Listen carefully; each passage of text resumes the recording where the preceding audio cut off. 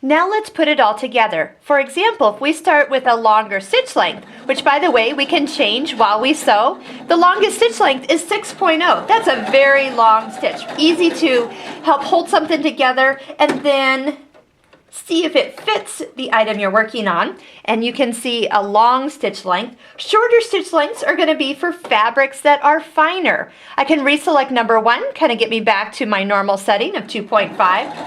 That's one that I use a lot. Kind of that 2.0 or 2.5 is usually where I sew.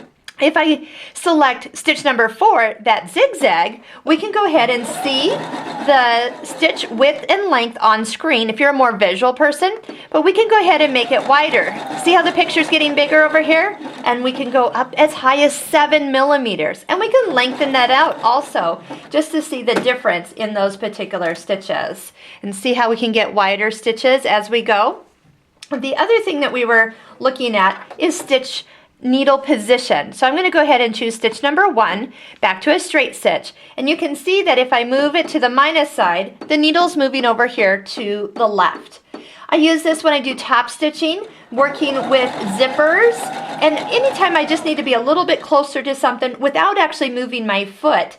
What's nice is, and when you want to, keep as much of the fabric underneath your foot at all times. So if you're going to want to sew right near the edge of your fabric, instead of having half your foot on and half your foot off, do the needle position all the way to the far right side. So I'm going to go ahead and do select number 1. That'll get me back to the center. And then go ahead and go all the way to the other side. If you hold your finger on, that will move the positions quickly. And now I can get really close to the edge while my feed dogs and teeth touch my fabric at the same even place.